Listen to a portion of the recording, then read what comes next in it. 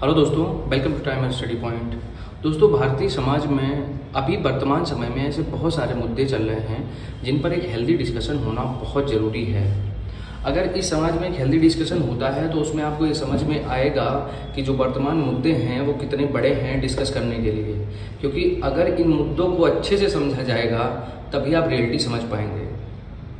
दोस्तों, अभी क्या हुआ, कुछ दिन पहले से बागेश्वर धाम के जो संस्थापक हैं धीरेन्द्र शास्त्री जी, उन्होंने अलग अलग राज्यों में अलग अलग जगहों पर जाकर बहुत सारे व्याख्यान दिए और बोला कि भारत को हिंदू राष्ट्र बना देना चाहिए, सनातन धर्म से जुड़ना चाहिए। तो मेरा मानना और मेरा कहना ये है कि इस मुद्दे पर बहुत ऑथेंटिक जानकारियाँ, एकदम सच्ची जानकारियाँ रखना बहुत ज़रूरी है। तो इसीलिए मैंने इस सीरीज़ में 2 वीडियो पहले अपलोड किए हैं। उन दोनों वीडियो में मैंने बहुत डिटेल में रिसर्च करके आपको बताया था कि करना एग्जैक्ट में क्या चाहिए और क्या नहीं करना चाहिए। आज हम लोग उसी टॉपिक को भारतीय समाज के दर्शन की तरफ ले जाकर देखेंगे और समझेंगे। तो चलिए आपको ले चलते हैं अपने क्लासरूम में और ये मुद्दा पूरा अच्छे से डिस्कस करते हैं डिटेल में। तो आज हमारे पास डिस्कशन के लिए 5 टॉपिक हैं। इन 5 टॉपिक को समझने के बाद एक आप ओवरऑल अंडरस्टैंडिंग कर सकते हैं कि भारत जैसा है वैसा ही रहना चाहिए या इसके संविधान निर्माताओं ने जो भी संविधान बनाया उसमें कुछ परिवर्तन, कुछ चेंजिंग करनी चाहिए। क्योंकि बहुत सारे ऐसे भी देश हैं जो सेकुलर हैं और अच्छे से चल रहे हैं, और कुछ ऐसे भी देश हैं जो धार्मिक हैं और उनकी स्थिति तो आप देख ही रहे होंगे। जैसे आपके पड़ोसी देश पाकिस्तान को ही ले लीजिए, उसमें सब चीज़ें कैसी चल रही हैं वो तो आपको पता ही होगा। तो हम लोग 5 टॉपिक आज डिस्कस करेंगे। सबसे पहले 1 मिनट में हम लोग ये देखेंगे कि भारतीय संविधान में धर्म संबंधित क्या क्या चीज़ें बताई गई हैं। भारत का जो संविधान बनाया गया तो संविधान निर्माताओं ने धर्म संबंधित कुछ चीज़ें बताई, तो उन चीज़ों को भी समझना बहुत ज़रूरी है। दूसरी बात हम लोग देखेंगे कि जो भारतीय संविधान में एक 42वां संविधान संशोधन किया गया इंदिरा जी की सरकार के समय। तो जब इंदिरा जी की सरकार के समय जो संशोधन हुआ उसमें भारतीय संविधान में एक शब्द जोड़ा गया। भारतीय संविधान की प्रस्तावना में शब्द का नाम था सेकुलर। तो सेकुलर का अर्थ वर्तमान समय में और पुराने समय में अलग अलग तरीके से बदल रहा है। जैसे ही इसका अर्थ बदल रहा है वैसे ही हमारे समाज में धर्म संबंधित बहुत सारे परिवर्तन आ रहे हैं। तो हम लोग को ये भी समझना है कि ये सेकुलर शब्द है, इसकी व्याख्या एग्जैक्ट में क्या होगी। उसके बाद हम लोग ये देखेंगे कि भारत की जो जनसंख्या है, भारत का जो समाज है, उसमें जो परसेंटेज है, यानी अगर ध्यान से देखा जाए तो हिंदू मुस्लिम माइनॉरिटी का जो परसेंटेज है, या अगर हम एक ओवरऑल परसेंटेज देखें जनरल ओबीसी एससी का, तो उसमें परसेंटेज किस तरीके से बटा है। उसके बाद हमारा एक केस स्टडी है पाकिस्तान के ऊपर, जो कि एक इस्लामिक राष्ट्र है, यानी एक धर्म संबंधित जुड़ा हुआ राष्ट्र है। तो इस पे एक छोटी सी केस स्टडी और फाइनल में कंक्लूजन, जिसके बाद आपको ये समझ में आएगा कि भारत के संविधान निर्माताओं ने भारत को सेकुलर यानी पंथ निरपेक्ष या धर्म निरपेक्ष क्यों बनाया, क्यों वो एक हिंदू राष्ट्र बनाने के पक्ष में नहीं थे। तो हम लोग इन 5 टॉपिक को डिस्कस करेंगे। बहुत ज़्यादा टाइम नहीं लगेगा, मुश्किल से 15 या 20 मिनट। उसके बाद आपको एक ओवरऑल अंडरस्टैंडिंग हो जाएगी। अगर कभी भी इस टॉपिक से रिलेटेड कहीं भी बाहर डिस्कशन होता है तो आप ऑथेंटिक तरीके से सबका जवाब दे पाएंगे। तो एक एक करके हम लोग इनको सबको डिस्कस करना शुरू करते हैं। भारतीय संविधान में अनुच्छेद 12 से लेकर और अनुच्छेद 35 तक जितने भी मौलिक अधिकार हैं, मौलिक कर्तव्य हैं, वो सारे आपको दिए गए हैं। यानी वो सारी चीज़ें जो आपको स्वतंत्र बनाती हैं। देखिए, स्वतंत्रता का मायने भी यही होता है कि आपकी ज़रूरत की सारी चीज़ें आपको मुहैया कराई जाएं। जब आपको आपकी ज़रूरत की सारी चीज़ें मिलती हैं और आपको बोलने की इच्छा, पढ़ने की या कहीं भी जाने की स्वतंत्रता दी जाती है, जिससे आपको ये समझ में आता है कि आप स्वतंत्र हैं, तो ये डिसाइड करते हैं मौलिक अधिकार। भारत के संविधान में भाग 3 में अनुच्छेद 12 से 35 तक मौलिक अधिकार दिए गए हैं। इन्हीं मौलिक अधिकारों में अनुच्छेद 25, 26, 27 और 28, ये 4 अनुच्छेद आपको धार्मिक स्वतंत्रता के बारे में बताते हैं। ये चारों अनुच्छेद आपको धर्म को कैसे प्रमोट करना है, कैसे उसको बढ़ाना है, कैसे उसके बारे में बातें करनी है, कैसे उसका पालन करना है, कैसे उसके बारे में आपको आगे सबसे फैलाना है वो धर्म। तो उन सब की चर्चा करता है अनुच्छेद 25, 26, 27 और 28। तो हम लोग एक एक करके इनके बारे में समझते हैं। सबसे पहले जो अनुच्छेद 25 दिया गया है, तो अनुच्छेद 25 के हिसाब से आप किसी भी धर्म को मान सकते हैं, किसी भी धर्म को आप मानिए। संविधान आपको कहीं नहीं कहता कि आप किसी एक धर्म को माने। इसीलिए संविधान की सबसे खास बात यही है कि संविधान का अपना कोई भी धर्म नहीं है। संविधान धर्म पंथ निरपेक्ष है। संविधान आपको स्वतंत्रता देता है कि आप किसी भी धर्म को माने। यानी अनुच्छेद 25 में ये लिखा गया है कि आप स्वतंत्र हैं किसी भी धर्म को मानने के लिए तथा उसका आचरण करने के लिए। अनुच्छेद जो 26 दिया गया है, इसमें ये कहा गया है कि आप धार्मिक कार्यों का प्रबंधन कर सकते हैं। यानी आप किसी भी प्रकार का धार्मिक कार्य कर सकते हैं। सरकार का कोई भी नियम आपको धार्मिक कार्यों को करने से रोक नहीं सकता जब तक आपके मौलिक अधिकारों का उल्लंघन नहीं होता। अनुच्छेद 27 आपको ये बताता है कि आप किसी भी संस्था में जो कि धार्मिक हो, दान दे सकते हैं। इस दिए गए दान पर, इस दिए गए पैसे पर किसी भी प्रकार का कर सरकार नहीं लगाएगी। यानी आप अगर किसी भी संस्था को कितने भी रुपए देते हैं, कितने भी पैसे देते हैं, उस पैसे पर कोई भी सरकार टैक्स नहीं लगा सकती। ये अनुच्छेद 27 बताता है। अनुच्छेद 27 का बहुत बार उल्लंघन भी होता है, क्योंकि जैसे अगर मान लीजिए कि किसी के पास बहुत सारी ब्लैक मनी है, बहुत सारा काला धन है और वो अपना काला धन छुपाना चाहता है, तो वो किसी भी संस्था को पैसे डोनेट कर देता है। जब पैसे डोनेट कर देता है, पैसे दान कर देता है, उस संस्था से बोलता है कि आप इसमें से कुछ पैसे अपने पास रख लीजिए, बाकी हमारे सारे दे दीजिए। तो उससे उनका जो काला धन है यानी ब्लैक मनी है, जिसपे अभी उन्होंने टैक्स दिया ही नहीं, वो उनका फिर फाइट में बदल जाता है। तो अनुच्छेद 27 के बाद अनुच्छेद 28 आता है। अनुच्छेद 28 ये बताता है कि आप कोई भी कार्य करें, कैसा भी कार्य जो धार्मिक है, आप किसी पर जोर जबरदस्ती नहीं कर सकते कि वो आपके धार्मिक कार्य में शामिल हो। एग्जाम्पल के लिए मैं आपको बताऊं, जितने भी सरकारी संस्थाएं हैं, जितनी भी सरकारी संस्थाएं हैं, ये संस्थाएं अगर अपने यहाँ कोई भी धार्मिक कार्य कराती हैं, चाहे हिंदू हो या मुस्लिम हो, सिख हो, ईसाई हो या बौद्ध हो, ये जितनी भी संस्थाएं हैं, ये किसी भी प्रकार का कोई धार्मिक कार्य कराती हैं, तो उसमें किसी भी इंसान को जोर जबरदस्ती करके वो कार्य करा नहीं सकती। जैसे अगर किसी भी स्कूल में, किसी भी संस्था में रामायण का पाठ कराया जाता है या मुस्लिम संस्थाओं में कुरान खानी कराई जाती है, तो उस कुरान खानी में किसी भी छात्र को, किसी भी बच्चे को जबरदस्ती नहीं बैठाया जा सकता। अगर 1976 में इंदिरा गांधी जी की सरकार थी और उनके जो सबसे बड़े सलाहकार थे वो दो लोग थे। पहले थे R.K. धवन और दूसरे थे P.N. हक्सर। ये दोनों लोग इंदिरा गांधी जी को अपनी आर्थिक और राजनीतिक सलाह देते थे। 42वें संविधान संशोधन के समय भी यही लोग सबसे बड़े सलाहकार के रूप में देखे गए। इन लोगों की सलाह में 42वां संविधान संशोधन किया गया और 42वें संविधान संशोधन करने पर एक प्रस्तावना में शब्द लिखा दिया गया। उस शब्द के इतने व्यापक अर्थ निकाले गए कि आज तक नए नए अर्थ निकाले ही जा रहे हैं, जिसकी वजह से संविधान में बहुत सारी चीजें बदली और जो हिंदू राष्ट्र का सपना देखने वाले लोग हैं वो इसी शब्द को लेकर इतना ज्यादा हो हल्ला मचा रहे हैं। मैं आपको बताता हूं उस शब्द की परिभाषा। देखिए, शब्द जोड़ा गया था सेकुलर। सेकुलर शब्द को कुछ लोग मानते हैं कि इसका अर्थ होता है पंथ निरपेक्ष। और कुछ लोग मानते हैं इसका अर्थ होता है धर्मनिरपेक्ष।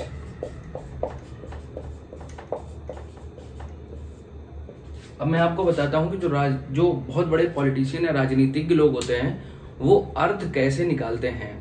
देखिए, पंथ निरपेक्ष का मतलब होता है किसी भी एक पंथ को, एक संप्रदाय को मानने वाला कोई भी इंसान वो अपनी संप्रदाय से रिलेटेड कुछ भी कार्य कर सकता है, संविधान उसको नहीं रोकेगा, क्योंकि भारतीय संविधान किसी भी धर्म के विपरीत नहीं है, यानी पंथ निरपेक्ष है। एक शब्द हिंदी में बोला जाता है जिसको बोलते हैं तटस्थ, और इंग्लिश में उसको बोलते हैं न्यूट्रल। यानी कि आप किसी भी बात पर, किसी भी मुद्दे पर जब बात करें तो आप उसका ना पॉजिटिव साइड बताएं ना उसका आप नेगेटिव साइड बताएं। आप सिर्फ और सिर्फ सिंपल सी हाँ या ना में जवाब ना देते हुए चुप रहें, उसको बोलते हैं तटस्थ होना। तो संविधान भी हमारा धर्म से जितने भी संबंधित बात है उनमें बिल्कुल तटस्थ है, कुछ नहीं बोलता। तो ये पंथ निरपेक्ष शब्द सीमित शब्द है जिसके बहुत ज्यादा अर्थ नहीं है। कुछ लोग इसका अर्थ निकालते हैं धर्मनिरपेक्ष, और जब धर्मनिरपेक्ष शब्द की व्याख्या की जाती है तो इसके लिए बहुत बड़ा एक एरिया सेलेक्ट किया जाता है। धर्मनिरपेक्ष की बात करें तो धर्म का मतलब क्या होता है? धर्म का मतलब अपने आप में बहुत व्यापक है।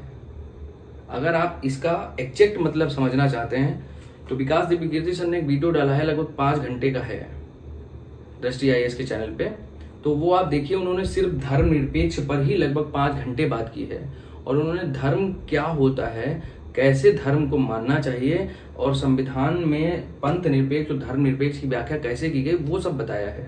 उसको समझने के बाद आप समझ जाएंगे कि हिंदू राष्ट्र मानने वाले लोग क्या मानते हैं और सेकुलर लोग क्या मानते हैं। तो धर्म को अगर सिंपल भाषा में समझा जाए तो इसको स्वभाव भी मान सकते हैं। जैसे कोई सांप है, सांप जहरीला है, तो हम उसको बोलेंगे कि सांप जहरीला है, सांप काटेगा, ये उसका धर्म है, उसका स्वभाव है। धर्म का एक अर्थ ये भी होता है। धर्म का दूसरा अर्थ हो सकता है कोई भी कर्म, कोई भी कार्य। बहुत सारे आप एग्जाम्पल देखते हैं तो आप उसमें बोलता है कि आपका धर्म क्या है, यानी आपका कार्य करने का तरीका कैसा है। तो धर्म का मतलब कर्म भी हो सकता है। धर्म का तीसरा अर्थ हो सकता है पंथ या संप्रदाय। तो ये जो पंथ संप्रदाय है, आप यहां से देखेंगे तो इसका अर्थ ऐसा निकलता है, यहां से देखेंगे तो धर्मनिरपेक्ष के अंदर ही है सारे शब्द ले लिए जाते हैं। उसके बाद एक इसका चौथा होता है, उसका मतलब होता है नैतिकता। तो ये सब शब्द जो हैं धर्मनिरपेक्ष के अंदर आते हैं। अगर भारत हिंदू राष्ट्र बना तो ये सारे आर्टिकल्स चेंज करने पड़ेंगे, परिवर्तन करने पड़ेंगे। मैं आपको बताता हूं कि जो 100% जनसंख्या है उसके परसेंटेज जब ब्रेक करेंगे उसके हिसाब से कैसा अभी चल रहा है वर्तमान में। जो हिंदू राष्ट्र की बात करते हैं वो क्या सोच रहे हैं, जो नहीं करते हैं वो क्या सोच रहे हैं। तो ये दोनों चीजें आप समझ गए होंगे कि सेकुलर का पंथ निरपेक्ष और धर्म निरपेक्ष अर्थ निकाला गया, जो कि एग्जैक्ट में अंतर दिखाई देता है इन दोनों में। पंथ निरपेक्ष का अलग मतलब होता है, धर्म निरपेक्ष का मतलब अलग होता है। संविधान में हिंदी व्याख्या की गई तो उसका एग्जैक्ट मतलब ही नहीं पता चला। आज भी उस पर बहुत बार डिबेट होती है। सुप्रीम कोर्ट के बहुत सारे निर्णय हैं जो इसी पे हैं, जिसमें पंथ निरपेक्ष और धर्म निरपेक्ष का अर्थ दिया गया है। अब तीसरा पॉइंट ये है कि भारतीय समाज की इस समय व्यवस्था कैसी है, कैसी इसका पॉपुलेशन परसेंटेज डिस्ट्रीब्यूशन है। तो एक ऑर्गेनाइजेशन है जिसका नाम है नेशनल सैंपल सर्वे ऑर्गेनाइजेशन, यानी NSO। ये अपनी हर 10 सालों में एक रिपोर्ट देती है जो आपको जनसंख्या डिस्ट्रीब्यूशन के बारे में बताता है। तो इसकी जनसंख्या डिस्ट्रीब्यूशन के हिसाब से अगर देखा जाए तो जो OBC जनसंख्या है इस समय वो लगभग 40.94% है, यानी 40.94% OBC जनसंख्या है। SC है 19.59, ST है 8.63 और जनरल है 30.80%। यानी टोटल अगर 100% में देखा जाए तो OBC जनसंख्या ज्यादा है। अब OBC जनसंख्या में बहुत सारे ऐसे माइनॉरिटी भी आते हैं, यानी जिसमें बौद्ध हो गए, कुछ ऐसे मुस्लिम्स हैं जो अपने आप को OBC मानते हैं, वो है लगभग 5%। उसके बाद एसटी पूरा, आप एसटी को पूरा का पूरा ही रख लीजिए। शेड्यूल ट्राइब, इनको आप पूरा का पूरा रख लीजिए। और जनरल में जो पठान लोग आते हैं उसमें से 5% निकाल लीजिए। तो अब आप अगर जनसंख्या डिस्ट्रीब्यूशन देखेंगे तो अगर एक लॉजिक देखा जाए तो उसके हिसाब से जो भी जनसंख्या डिस्ट्रीब्यूशन है, उस जनसंख्या डिस्ट्रीब्यूशन में जर्नल वाले, ओबीसी वाले, ये दो ही प्रकार के ऐसे लोग हैं जो हिंदू राष्ट्र की कल्पना कर सकते हैं या जो पक्ष लेते हैं हिंदू राष्ट्र बनने के लिए। तो अगर इनमें से ये परसेंटेज निकाल दिया जाए, अब देखिए जो SC ST है, शेड्यूल ट्राइब और शेड्यूल कास्ट, ये संविधान को वैसा ही रखना चाहते हैं जैसा भीमराव अंबेडकर साहब ने उसकी ड्राफ्टिंग की थी, वो बनाया था। तो अब जब संविधान में 19% ये, 8% ये, 27-28% हो गए और 28 और 10 लगभग 38% लोग ऐसे हैं जो आज भी चाहते हैं कि भारत को हिंदू राष्ट्र नहीं बनाना चाहिए। उसका लॉजिक एक सिंपल सा ये है कि भीमराव अंबेडकर के समय में जो शेड्यूल कास्ट थी और शेड्यूल ट्राइब थी, उनके दिमाग में पहले से लेकर आज तक ये फियर है, ऐसा डर है कि अगर भारत हिंदू राष्ट्र बना तो पहले भारत मनुस्मृति के नियम कानून के हिसाब से चलता था, आज भी वैसे ही चलेगा। अगर मनुस्मृति के हिसाब से भारत चलेगा तो मनुस्मृति में दिया गया था कि जो पॉपुलेशन डिस्ट्रीब्यूशन है यानी जनसंख्या जो बटेगी वो बटेगी ब्राह्मण, क्षत्रिय, वैश्य और शूद्र के हिसाब से। तो अगर इस तरीके से फिर से जनसंख्या बटी, हिंदू राष्ट्र बना और ऐसे तरीके से जनसंख्या बांटी गई तो जितने भी शूद्र हैं उनको वैसे ही ट्रीट किया जाएगा जैसे पहले ट्रीट किया जाता था। उनको ना पढ़ने का अधिकार होगा, ना बोलने का अधिकार होगा, ना किसी के साथ बैठने का अधिकार होगा। उनको वही काम दिए जाएंगे जो उस समय दिए जाते थे। तो जो 38% लोग हैं ये कभी नहीं चाहेंगे कि भारत हिंदू राष्ट्र बने। बाकी जो 62% लोग हैं इनमें से आप निकाल दीजिए वो लोग जो बीजेपी को सपोर्ट करते हैं, क्योंकि बीजेपी का ही स्टैंड थोड़ा बहुत लगता है कि हाँ हिंदू राष्ट्र की तरफ है, बाकी कांग्रेस का तो ऐसा लगता नहीं। तो अगर इसमें से आप 10% लोग निकाल दीजिए जो कांग्रेस के सपोर्टर हैं तो बचे आपके पास 52%। अब 52% चाहते हैं कि हिंदू राष्ट्र बने, 48% नहीं चाहते कि हिंदू राष्ट्र बने।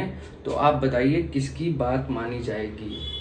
मेजॉरिटी भले 52% की है, लेकिन संविधान भी कोई चीज है। संविधान मौलिक जितने भी कर्तव्य हैं उसमें संशोधन करने के लिए आपको अनुमति देता है या नहीं देता है, उसका भी हम लोग अभी 1 मिनट में चर्चा करेंगे। तो ये ओवरऑल आप परसेंटेज डिस्ट्रीब्यूशन देखिए, इसके बाद आपको समझ में आएगा कि ओवरऑल अभी जो भारत की इतनी बड़ी जनसंख्या है उसमें जितने भी स्टेट हैं, स्टेट नॉर्थ के हों, साउथ के हों या ईस्ट हों या वेस्ट हों, उन सब स्टेटों में हर जगह तो ये नहीं माना जाता है कि भारत हिंदू राष्ट्र बने, क्योंकि जो साउथ इंडिया के लोग हैं उन पे बहुत हद तक मार्क्सवादी नजरिए का भी विचार बहुत हद तक चलता है।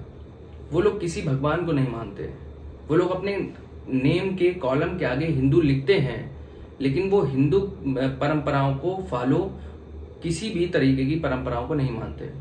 तो इसलिए कहने का मतलब ये है कि भारत हिंदू राष्ट्र अगर आप चाहें भी तब भी नहीं बना सकते, क्योंकि ना संविधान आपको करने देगा और ना यहाँ के जनसंख्या आपको करने देगी, क्योंकि 38% तो डायरेक्ट वोटर वैसे हैं जो कभी नहीं चाहते कि भारत हिंदू राष्ट्र बने। तो 14 अगस्त 1947 को एक तरफ भारत को आज़ादी मिली, दूसरी तरफ पाकिस्तान आज़ाद हुआ। पाकिस्तान आज़ाद हुआ तो मोहम्मद अली जिन्ना ने बात बोली कि पाकिस्तान अब इस्लामिक राष्ट्र बनेगा। तो वहाँ के जितने भी रहने वाली नॉन मेजॉरिटी पॉपुलेशन थी वो सब अपनी अपनी जगह छोड़ के भागने लगी। उस समय जो जनसंख्या थी लगभग 20% ऐसे लोग थे जो माइनॉरिटी में आते थे, यानी कि सिख थे, हिंदू थे, बौद्ध थे, जैन थे, ईसाई थे। उन सब को मारा गया, काटा गया, भगाया गया वहां से, और फाइनली लगभग 97% पॉपुलेशन मुस्लिम हो गई। इन 97% पॉपुलेशन में कुछ मुस्लिम सुन्नी हैं और कुछ शिया हैं। तो परसेंटेज के हिसाब से देखा जाए तो लगभग 85% लोग सुन्नी धर्म को मानते हैं और शिया धर्म के संप्रदाय के लोग हैं वो लगभग 10% से भी कम लोग हैं। बाकी जितने भी हैं वो माइनॉरिटी आते हैं। अब देखिए, जब कोई भी राष्ट्र किसी भी धर्म से जुड़ता है तो उसमें धार्मिक चीजों पर स्वतंत्रता ज्यादा दी जाती है। वो स्वतंत्रता चाहिए सबको, यानी अब सब एक धर्म पर निर्भर हैं। तो जब सब एक धर्म पर निर्भर हैं, इसके कहने का मतलब ये हो गया कि सभी लोग धर्म को मानेंगे, धर्म को बढ़ावा देंगे, तो काम कौन करेगा। तो इसी वजह से पाकिस्तान के जो अथॉरिटीज हैं वो धर्म को बढ़ावा देने के चक्कर में, धार्मिक होने के चक्कर में काम जितना भी है उसको पीछे छोड़ देते हैं। इसका सबसे बड़ा कारण ये होता है कि उनके संविधान में धर्म को बहुत ज़्यादा मान्यताएं और बहुत ज़्यादा छूट दी गई हैं। जैसे अगर कोई मौलाना है तो उसको क्या छूट मिलनी चाहिए, अगर कोई धार्मिक अध्यापक है, धार्मिक टीचर है तो उसको क्या छूट मिलनी चाहिए।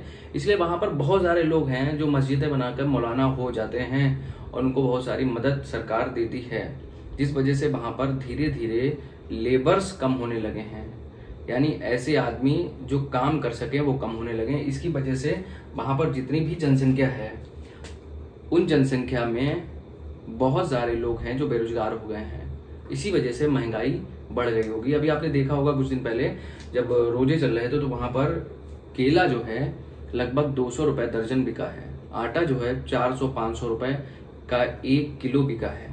तो ये बताता है कि वहाँ क्या प्रॉब्लम चल रही हैं धार्मिक होने की वजह से। वहाँ पर जो मुस्लिम्स हैं वो भी कुछ अलग अलग तरीके से बटे हैं। देखिए, एक हनवदी हैं, बहाबी हैं, मोहम्मदिया हैं और अहमदिया। तो ये लोग जो हैं ये आपस में लड़ा करते हैं, वर्चस्व की लड़ाई होती है और वर्चस्व की लड़ाई में सबसे बड़ी प्रॉब्लम आती है वहाँ के लोकल लोगों को। ना खाने को मिल पाता है, ना चैन से बैठने को मिल पाता है, ना रोजगार का कोई भी तरीका मिल पाता है। तो धार्मिक होने का मतलब ये है कि अगर किसी भी धर्म को बहुत ज़्यादा छोड़ दी जाएगी तो सभी लोग धार्मिकता के चक्कर में क्राइम्स करने लगेंगे। यही भारतीय समाज में होगा। अगर भारत राज्य कभी भी अगर हिंदू राष्ट्र बना तो उसमें अगर मुस्लिम्स नहीं होंगे या मुस्लिम को कम सुविधाएं मिलेंगी तो भारत में ब्राह्मण, क्षत्रिय, वैश्य और शूद्र में फिर से उतनी ही लड़ाइयाँ, उतनी ही प्रैक्टिकल चीज़ें जो पुराने ज़माने में थीं वैसी ही शुरू हो जाएंगी। तो आप उन चीज़ों को संभाल नहीं पाएंगे, क्योंकि जो धर्म के ठेकेदार हैं वो धार्मिक चीज़ें फैलाएंगे, जिस वजह से जो गरीब लोग हैं, जो गरीब जनता है वो पहले से ज़्यादा परेशान होगी और आपकी भी देश का वही हाल होगा जो इस समय पाकिस्तान का है। तो इसलिए संविधान निर्माताओं ने जो भी किया, जो भी उन्होंने दिया, उसको वैसे का वैसा ही रहना सबसे महत्वपूर्ण है। दोस्तों, हम लोग कंक्लूजन में एक केस डिस्कस करते हैं। केस था केशवानंद भारती का, जो कि संविधान के लिए पढ़ना बहुत जरूरी है। आपने केशवानंद भारती का नाम बहुत जगह सुना होगा और हर संविधान पढ़ने वाले को, हर इंसान को ये नाम एक बार वो अपनी लाइफ में जरूर सुनता है। उसका रीजन है, ये केस है ही इतना बड़ा। मैं आपको बस 1 मिनट में बताता हूँ कि इसमें हुआ क्या था। अगर आपको डिटेल जानना है तो हमारे हिंदू राष्ट्र पे एक और वीडियो है जो आप देख सकते हैं। उसमें केशवानंद की पूरी कहानी मैंने डिस्कस की है कि कैसे क्या हुआ था। हम लोग शॉर्टकट में इतना समझते हैं कि केशवानंद भारती का जो केस था वो था मौलिक अधिकारों के ऊपर। मौलिक अधिकारों के लिए केशवानंद भारती केस हार गए, लेकिन केशवानंद भारती केस हारने के बाद सुप्रीम कोर्ट ने एक स्ट्रक्चर बनाया और उस स्ट्रक्चर का नाम रखा बेसिक स्ट्रक्चर ऑफ कॉन्स्टिट्यूशन। और उसमें ये कहा कि भारतीय संसद चाहे तो कुछ भी परिवर्तन कर सकती है, लेकिन संविधान में दिए गए मौलिक अधिकारों को आप बदल नहीं सकते। ये संसद की भी हद से बाहर रखा गया है। तो इसलिए आप बस इतना समझ लीजिए कि भारतीय संविधान में संसद कोई भी परिवर्तन कर सकती है, सिर्फ मौलिक कर्तव्यों को छोड़कर। मौलिक कर्तव्य का मतलब अनुच्छेद 12 से लेकर 35 तक में कोई भी परिवर्तन नहीं करेगी। अगर परिवर्तन करती है तो मौलिक अधिकारों का उल्लंघन माना जाएगा और वो मौलिक अधिकारों का उल्लंघन सुप्रीम कोर्ट के आगे नहीं चलेगा। तो जो बेसिक स्ट्रक्चर ऑफ कॉन्स्टिट्यूशन था केशवानंद भारती केस में, उसमें बताया गया कि आप चाहें जो भी परिवर्तन कर लें, लेकिन आप जो संविधान की मूल भावना है उसके साथ छेड़छाड़ नहीं कर सकते। अगर आपने उसके साथ छेड़छाड़ किया तो संविधान की मूल भावना खत्म हो जाएगी। एग्जाम्पल उन्होंने दिया कि कोई मकान है, मकान की अगर कहीं टूट फूट हुई है तो आप उसको ठीक कर सकते हैं, लेकिन आप अगर चाहें कि मकान का बेसिक स्ट्रक्चर है यानी जो उसकी नींव है आप उसको तोड़ेंगे तो पूरा मकान टूट जाएगा। तो इसका मतलब है कि आप नींव में, उसकी मकान की नींव के अंदर एक भी चीज में परिवर्तन नहीं कर सकते। आपको जो भी परिवर्तन करना है, आप मकान की खिड़कियां बदलिए, आप मकान का प्लास्टर चेंज करिए, उसका कलर चेंज करिए, वो बात अलग है। यानी संविधान की मूल भावना को आप नहीं छेड़ सकते। धार्मिक स्वतंत्रता जो मिली है वो उतनी ही रहनी चाहिए। अगर आपने उसमें छेड़छाड़ की तो मौलिक अधिकारों में छेड़छाड़ मानी जाएगी और संसद का ऐसा कोई परिवर्तन चलेगा नहीं। सुप्रीम कोर्ट उसको खारिज कर देगा। ये basic structure Kesavananda Bharati case में सुप्रीम कोर्ट ने दिया था। तो आज का कंक्लूजन ये निकलता है कि सबसे पहली बात, आप भारतीय संविधान में हिंदू राष्ट्र बनाने के लिए किसी भी तरीके का परिवर्तन नहीं कर सकते, क्योंकि अगर आपने परिवर्तन किया तो वो मौलिक अधिकारों में परिवर्तन, मौलिक अधिकारों में जितना भी परिवर्तन है वो सुप्रीम कोर्ट मानेगा नहीं और उसको खारिज कर देगा। क्योंकि संसद में कोई भी नियम बनने के बाद आप उसका रिव्यू कर सकते हैं सुप्रीम कोर्ट में। सुप्रीम कोर्ट डिसाइड करेगी कि वो नियम चलेगा या नहीं चलेगा, तो सुप्रीम कोर्ट उसको मना कर देगा, क्योंकि मौलिक अधिकारों में परिवर्तन हो नहीं सकता। क्योंकि संविधान में मौलिक अधिकार 12 से 35 तक दिए गए और अनुच्छेद 25, 26, 27, 28 धार्मिक अनुच्छेद इसी मौलिक अधिकारों में आते हैं। तो सबसे पहले तो आप परिवर्तन कर नहीं सकते। दूसरी बात यह है कि अगर आप परिवर्तन या छेड़छाड़ करना चाहें तो सुप्रीम कोर्ट खारिज कर देगा। तीसरी बात यह है कि लगभग 48% जनसंख्या आपके किसी भी तरीके के परिवर्तन के खिलाफ है, तो वो कभी ऐसा होने नहीं देगी। चौथी बात यह है कि भारतीय जितनी भी जनसंख्या है वो ये नहीं चाहती है कि फिर से वही तरीके की मनुस्मृति के नियम कानून लगाए जाएं भारत के देश पर। तो जब मनुस्मृति के नियम कानून नहीं लगाए जाएंगे तो इसका सिंपल सा अर्थ है कि हिंदू राष्ट्र के हिसाब से कोई भी कार्य नहीं हो सकता। तो जब नहीं हो सकता तो ये सब चीजें खारिज कर दी जाएंगी। यानी कहने का सिर्फ तात्पर्य इतना है कि संविधान में भारत देश के बारे में जैसा लिखा है वैसा ही चलेगा।